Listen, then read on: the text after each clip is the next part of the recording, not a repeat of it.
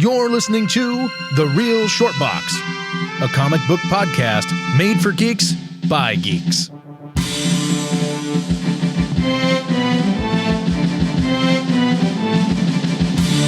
Hello, everybody, for tuning in and listening. We are The Real Short Box. My name is Donald, and I am here with a very special guest. I am here with one writer, actor, and award-winning horror director, also a creepy doll collector, Joe Filippone. Joe, thank you for joining. Of course. Thank you for having me. Sure. Yeah, absolutely, man. Absolutely. We've been meaning to have you on here for a while now. So I'm glad we could connect on this and with such a really cool idea. Yeah, I think this is going to be a lot of fun, and I think the people that are listening are going to really enjoy it as well, or at least that's the hope. good. I hope so too. Yeah, and we're actually the idea came around because I do remember that you'd posted a couple times that you had gotten a doll or two or something, and I was like, I think Joe's kind of into like creepy looking dolls, like Yeah. just dolls that you would not want in your bedroom when you go to bed at night because you would feel like they would come to life and try to It's eat your soul. all over my bedroom. All right. Well, I don't think I'm ever going to want to borrow your dolls, so you're safe there. Those are quite frightening. I myself am a little bit off put by something like that, and I think a lot of other people are because of there's connotations behind that. So we kind of want to explore that a little bit. Yeah. What we think of these things and why that happened and who's behind stuff like this and so on and so forth. So I kind of wanted to talk a little bit briefly about how is this related to comic books? How does this come in when it comes to comic books? Well, first of all, we're getting closer to Halloween time. So there's this Halloween aspect, this spooky aspect that we kind of want to draw you in with. And I felt this was perfect. But second of all, it does tie into a few things. Just generalized, just looking back into the history of comic books. If you look, there's a lot of the before the Comics Code Authority came to be, there was a lot of really creepy, scary stories that they would put out in non-comic code comic books. And this would be in the 30s, the 40s, and even to the point to the 50s. Oh, nice. They put out a lot of creepy books, and some of them did have like creepy dolls that would come to life and things, or just inanimate objects. Of course, we can visit I believe it was a Twilight Zone episode where a doll came to life. Yeah, the Tina episode, the famous one. Yes, yeah. And there's also, if you think about it, like Tales from the Crypt, they've done an episode. I want to say it was with Don Rickles, but I could be wrong, where there was a doll that kind of took over. And I think they did one with a marionette puppet too. Yeah, that would make sense. Yeah. Yeah. So you get a lot of this through pop culture, particularly with the onset of television and film and stuff. But comic books have been doing it for a long time also. Mm-hmm. And just a few of them that I kind of want to highlight. Probably the most famous one of all of them, when you think about like Batman, you think about Batman villains, you're going to think about the ventriloquist. The ventriloquist was a villain, Arnold Wesker. Was the name of the man. He was kind of a dumpy looking dude, kind of a overweight, balding, glasses, nerdy looking, big bow tie, always wore a suit, well dressed, but kind of like just didn't seem very put together, timid, nervous, shy. And in order to break out of that shell, he created a persona through this dummy that he would carry around and talk through. And this dummy's name was Scarface. Now, I remember this one. Yeah. Yeah. Scarface was not a nice guy. He was a mob boss in the DC world. Scarface would murder you. He had a little gun that he would hold and it would actually shoot. So he could kill you easily. He would kill you easily. He was not nice. He was a bully. He bullied Wesker to the point of he would beat him. which is That's odd right. because if you think about it, Wesker's basically just beating himself in taking it and then complaining about it and whimpering and whining later, which is super creepy in of its own right. So there's that guy, and he had multiple incarnations. There was him. There was the second one. There was the version from Batman the Animated Series, and so on and so Mhm. forth. So the ventriloquist has been around not a terribly long time, to be honest. He's been around since like '88. Oh, So it's really short. yeah, it's a long it's a years for or so, 35, somewhere around there. Yeah. Um, that amount of time. It's a long amount of time. But not that long since we're talking about the 30s, the 40s, the 50s in comic book world. So Scarface the Ventriloquist was one. Another one was, oddly enough, was called the Toy Man, and he was from Superman's, Hmm. cabal of villains. And this guy was, what was his name? Is Winslow Percival Shot. Okay. Hell of a name, that guy. And he wasn't creepy at all, except for that he used toys to try to destroy people, and that kind of made him creepy. He did not get creepy until the the Adventures of Superman animated series. Mm. That's when it got a little creepy. And I didn't When watch that one as much as the Batman one. I was always more Batman than Superman. Yeah, and I was always the other way around. I was always more Superman than Batman. So for me, the New Adventures of Superman was a really good show Yeah. because it was done by the same creators. So a lot of people were sleeping on it because they were so enthralled with Batman. But Yeah. I thought, well, why can't you enjoy both? So I did. And they created a version of the Toy Man where he got inside of a life-size doll costume and Mm. then would use his toys to wreak havoc. And it was the fact that it was a smiling faced doll that did not move. I mean, like the face didn't move, but he would talk because he would talk through the doll costume that he was wearing. So it was Yeah. quite creepy and very unnerving for a kids' film. And I thought the choice on that was rather odd, but I also get it because who wants to see a really old dude like collection of toys trying to destroy Superman? It's boring. It Yeah. doesn't emote anything out of a kid to watch. So they were like, well, let's go slightly darker but more colorful and inventive. And they went with this new costume, and man, did it creep me out. It was so well done to them on that. And then finally, one more I want to mention is the rag doll. Now, not a lot of people know about the rag doll. The rag doll was actually created in 1942 Oh wow. in Flash Comics. So it was a Flash villain, was the rag doll, and the character's name was Peter Merkel at the time. He was triple jointed when he was born. There's double jointed. He was triple jointed, and his Wow. condition was characterized by extremely extensible ligaments and tendons, though to a significantly extended degree. The son of a sideshow barker, Merkel found work in a small local carnival as a contortionist and eccentric dancer in the early 1940s. Carnival fell on hard times and he found himself out of work, and of course then decided to create the persona of the rag doll, dressing him up, hiding himself in one of the large rag dolls in like department stores and stuff, and then he would rob the store afterwards. So Wow. he then created this. So yeah, it's kind of creative. You go to a store with these huge rag dolls, and you go and you basically sneak inside of one, and then you hide out until the store closes, and then you get up in this costume and you start stealing shit, and then Yeah. the lore of the rag doll spreads throughout the crime community, and then everybody wants to know who this rag doll character is, and they want to team up with him. The Flash wants to shut him down, et cetera, et cetera. So it gets kind of cool and it gets complicated. There's more rag dolls out there in the world. There's 3 different ones, so there's 2 other ones.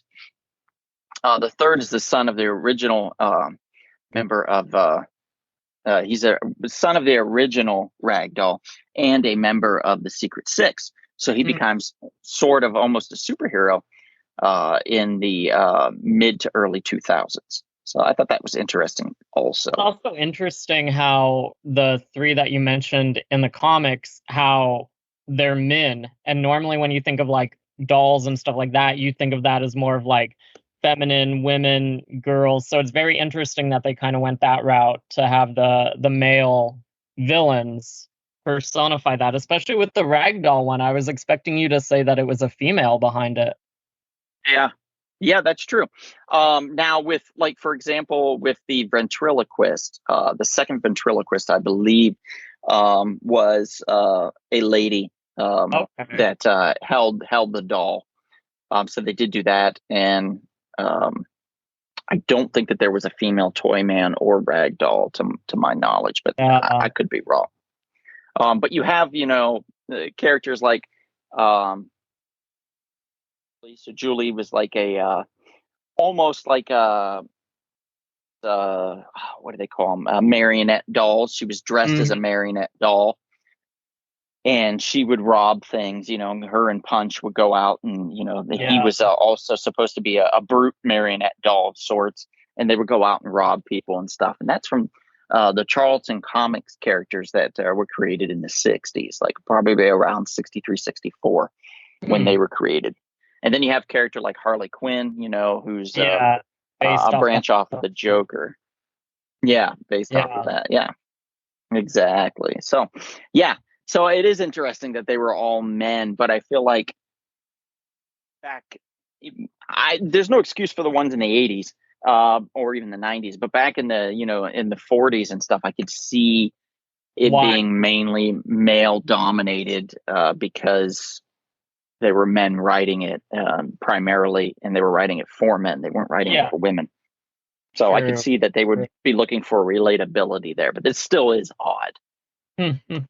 Let's come up with the idea of some dolls that are men to sell Yeah. the idea to men. Okay, cool. Now, when you look up, as far as like dolls and stuff like that, a lot of it they akin to again television and film and things like that. But we Hmm. can't forget about certain things like, for example, voodoo. We talked about that off the air. You have voodoo dolls, which in a way are kind of like a devil doll or a horrific doll that could come to life because it is used as a person's life. It's used as a substitution for their life.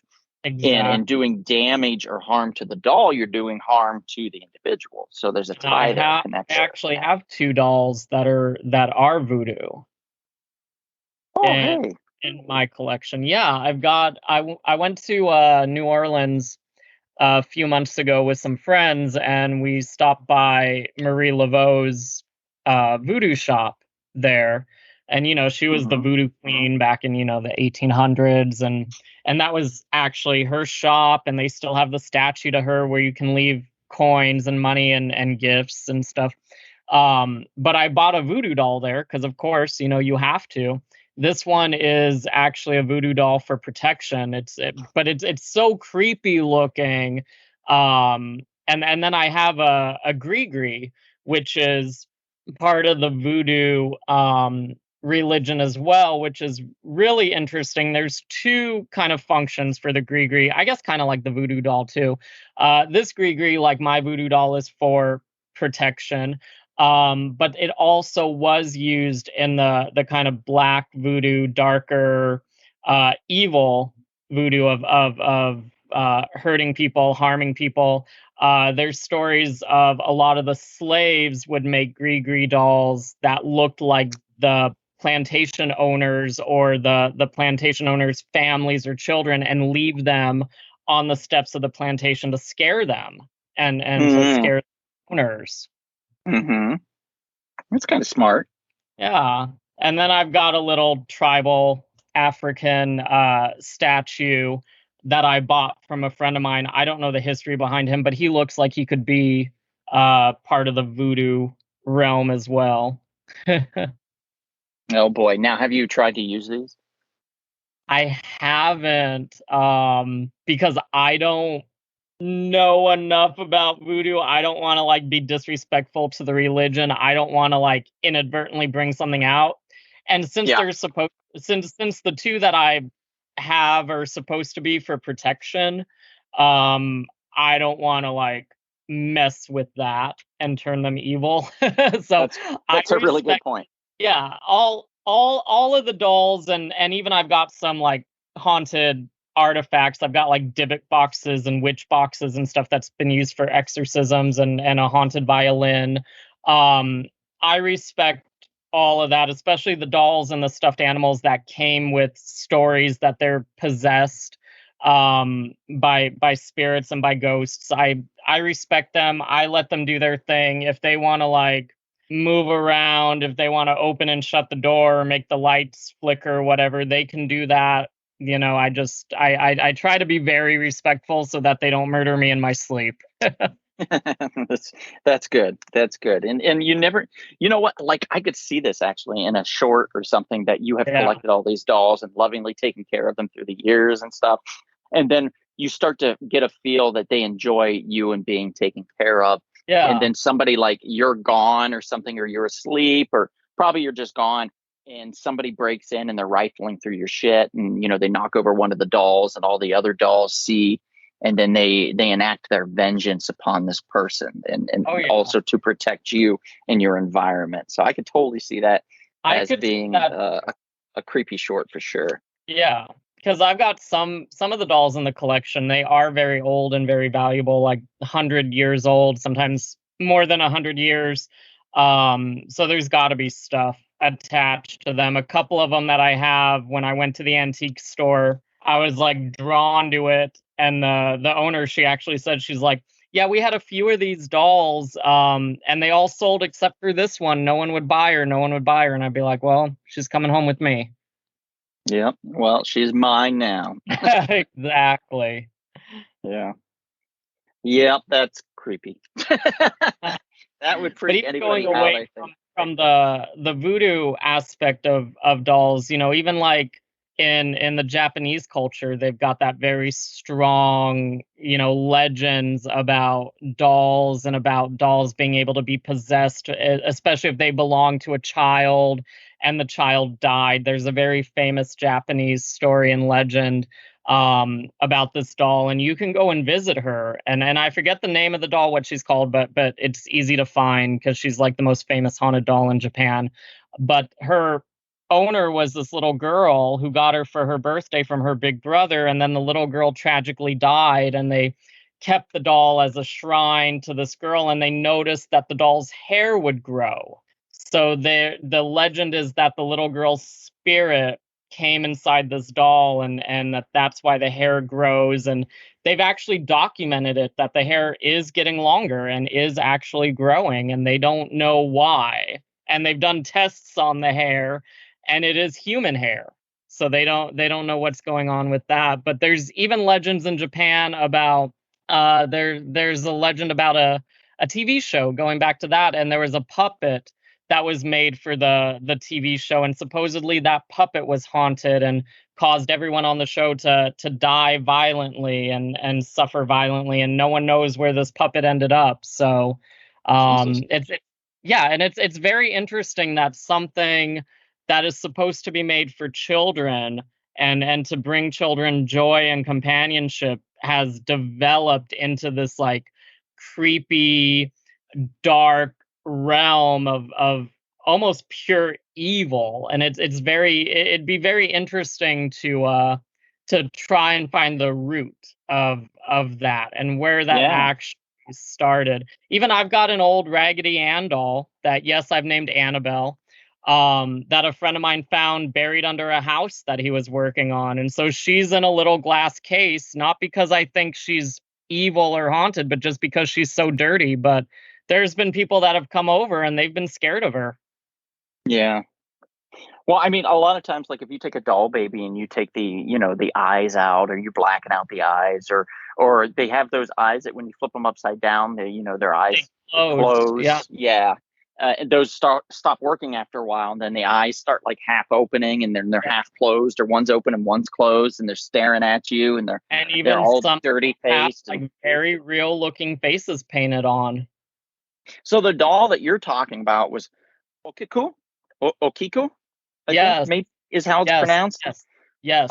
So this was like Sure. 1918, Yeah. and you're definitely talking about that growing hair and stuff. The family became to believe that that the girl's spirit was in there. The doll currently resides in the Meninji Temple Yeah. in Hokkaido, where it is claimed that a priest regularly trims Okiko's still growing hair. Isn't How's that for that freaking creepy? Yeah, dude, I want to talk to that guy and be like, "Hey, is this true? You yeah. know, like, are you really trimming the hair? Let's watch. Let's. Can we sit in on this trim?" Oh, I want to go there and try to buy her. Oh yeah, yeah. That would. You'd probably have to go with a lot of money and a lot of persuasive people, because it sounds like in a temple and shit. It sounds like Yeah. they're a little afraid of it getting out, so to speak. Yeah. There's a couple other ones I want to mention. There's Mandy. Interesting enough, this one's made in England or maybe Germany between the 1910 1920. Mandy was a porcelain baby doll donated to the Quesnel Museum in British Columbia in 1991, and it was claimed to have supernatural powers. Mandy's eyes supposedly follow museum visitors. Nice. Yeah, and they actually did a feature on it on Montel Williams, if you remember that talk show. Yes, I do remember Montel. And there was Montel, there was Maury Povich, Jerry Springer, Sally Jesse Raphael, Phil Oh, Donahue, and a host of others. I mean, we could yeah. go down a rabbit hole with just hosts of midday talk shows, but Montel was The one of next them for sure. episode. Yeah. Let's see. We've got another one here.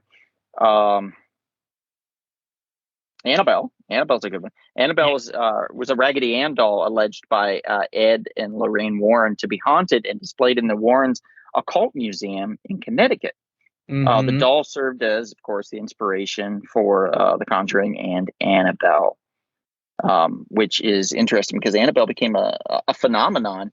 Yeah. And a lot of people thought that Annabelle was made up, that it was a creation just based to cash in on the fame of Chucky, which No, who hadn't she's has real. kind of, yeah, Chucky's lost some of the sheen on the Chucky franchise had been lost at that point, and they brought in Annabelle then, and Annabelle, yeah, you look up Annabelle, Annabelle is real, so that should make it much more scary than Chucky. Yeah. And then there's Robert the doll, that the famous little sailor doll that was given to the little boy. Yeah, yeah, it was once owned by Key West painter and author Robert Eugene Otto, or Yeah. Otto. And then Yeah, it does. That sailor there's doll one looks creepy called as Zach shit too. Baggins Museum too. Um, I'm blanking on her name. I saw her at Zach Baggins Museum. I said mean things to her and she didn't do anything to me. Um, Mm. oh my God, what is her name? It'll come to me after we go off. Peggy the doll. I don't know Peggy. I don't think I've ever heard of Yeah, Peggy. she's at Zach Baggins Museum in Las Vegas.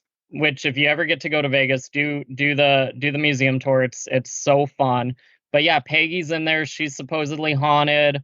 You have to go in there and say hello, Peggy. When you leave, you have to say bye, Peggy. Again, they say that she follows you. She's supposedly made people sick who look at her.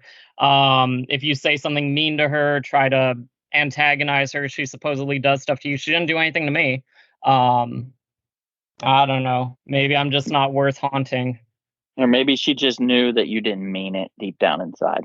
Maybe she knew that, like, I just wanted to see something, because I'm the type of person, like, I want the proof. Like, I want to wake up and see, like, the scary demon shadow people over me. Like, I want doors to be slamming. I want to live in a haunted house. I think that'd be amazing. Yeah. Yeah. And I mean, my penchants for the supernatural, having been Yeah. in a short film that I co-created and that you were in, and will probably never see the light of day.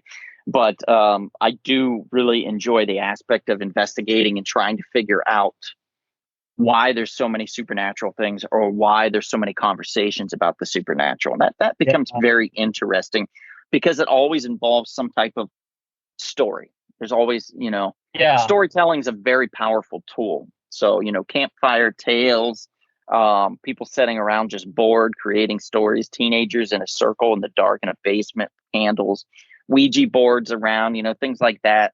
You're always going to get some form of story. And that story can oftentimes take off and become part of mythology and become Yeah. part of what we would say is the history of a nation, like the United States or other countries as well. And I was gonna say that, like, it's very interesting when you look at cultures and even like ancient and like primitive cultures. And I've said this before, you have these tribes, you've got these cultures that have all of these stories and legends about, ghosts or vampiric figures or like werewolf like things or like Bigfoot, lake monsters, all of this. But then you really go back and you see similar things from these tribes and these cultures that probably did not have contact with each other. They're on like opposite ends of the earth.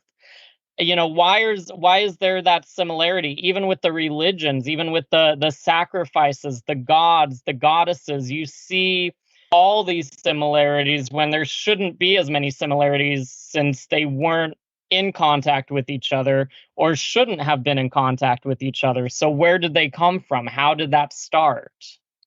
Mm-hmm. Yeah, yeah. How does that go from one part of the world to another, and Yeah. how does these tales get around? There was another one that I wanted to mention really quickly was Letta the doll, who's from Oh, yes. Brisbane, Queensland, Australia. Appeared on a number of television programs. The doll, Kerry Walton did, Mm, because he claims to have found while visiting an abandoned building this doll in 1972 in Wagga Wagga, Australia.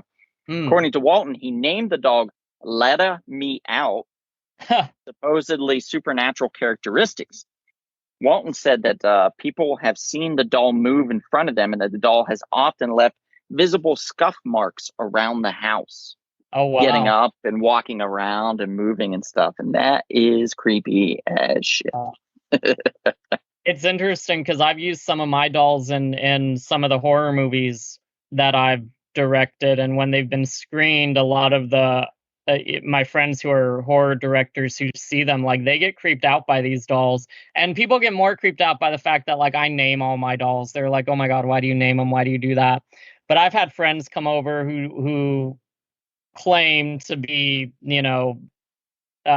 witches or have ESP or ties to the other realm, and they say that they've been distracted by some of my dolls or the stuffed animals talking to them, and that they can sense stuff attached to other ones. So it's very interesting.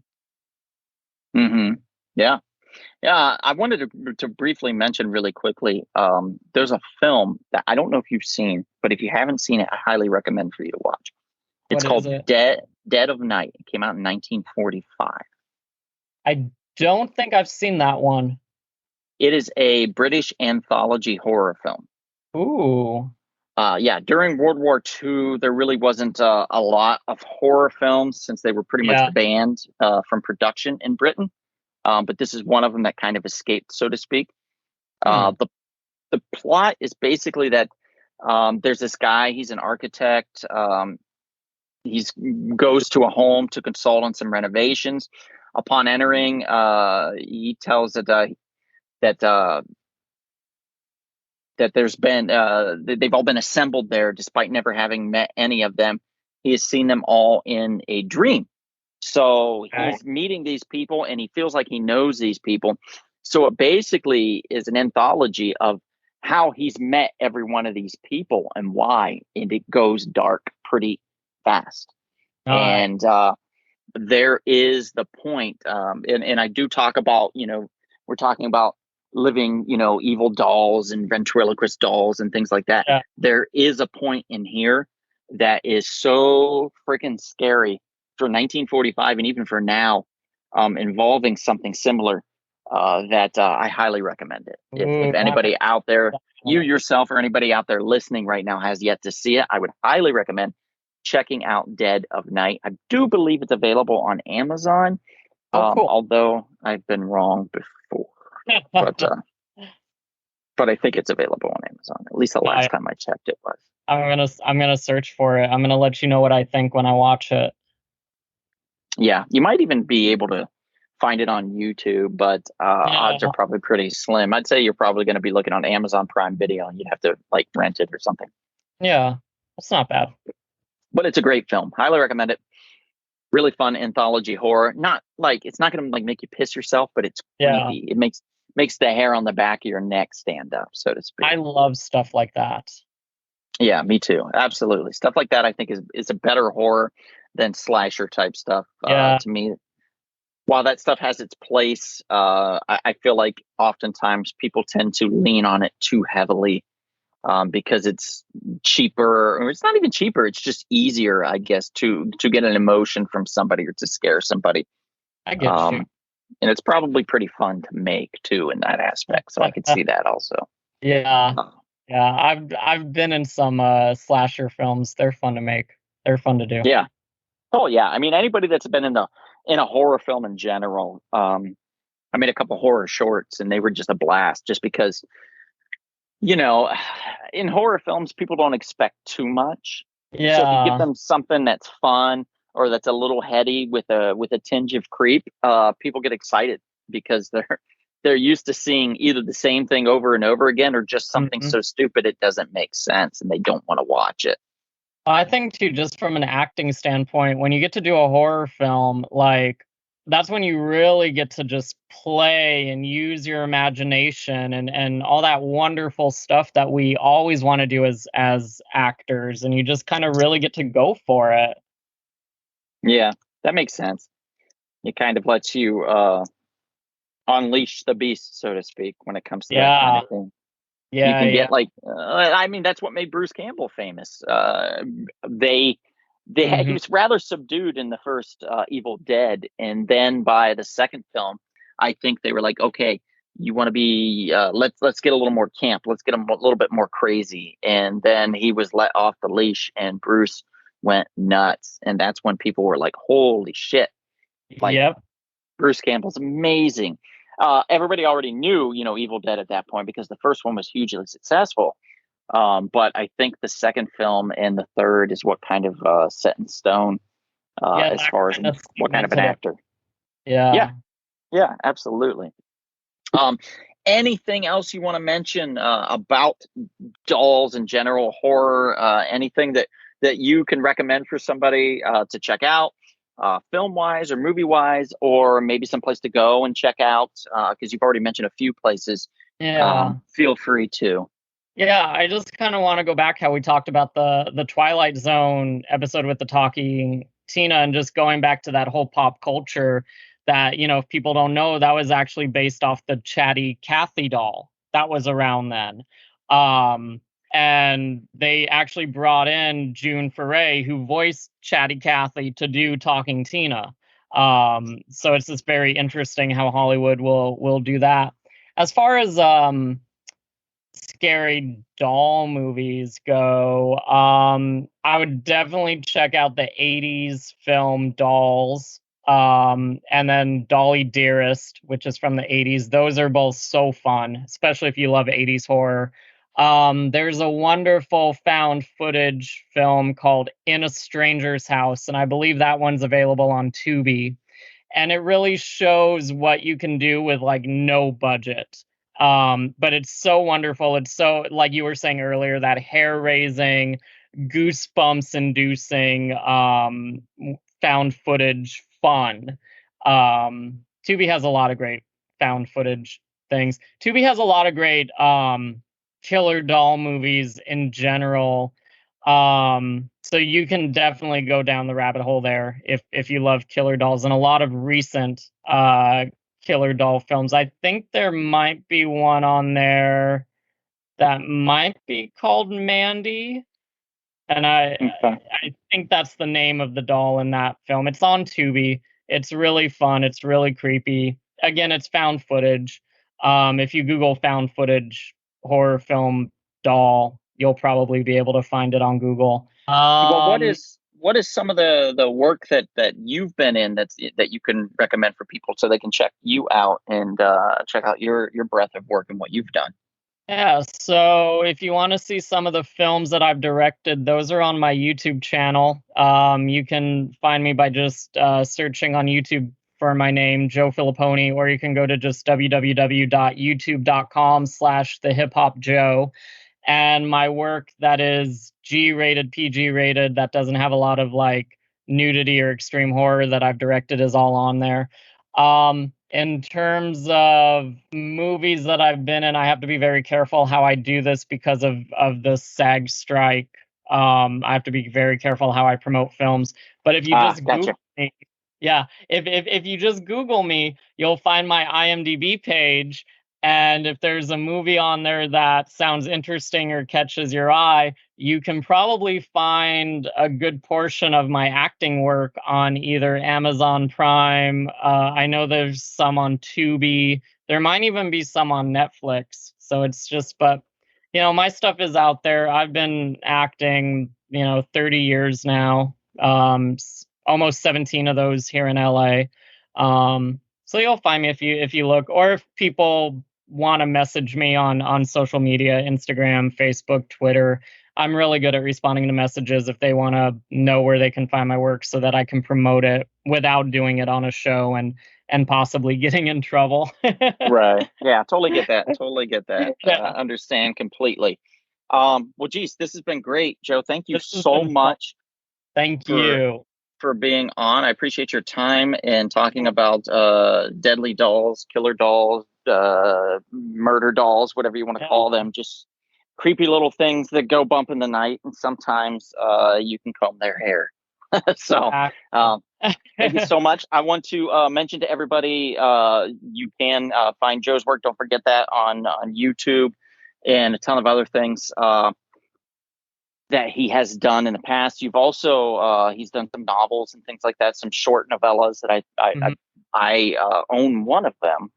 It was a lot of fun to read, so I highly recommend checking out his work. Oh, thank you. You're welcome. You can also find us, our podcast, pretty much on every podcast platform: Apple, Spreaker, Spotify, Google, Amazon, you name it, we are on it. If you can't find us on something, look us up. But with that, thank you again, Joe, and thank you to you, the listener. And if we don't see you out and about anytime soon, perhaps we'll see you at the haunted and sometimes very creepily scary comic book shop. Thanks for listening. Yeah, haunted dolls. This has been The Real Short Box. We'll see you at the comic shop. Thanks for listening.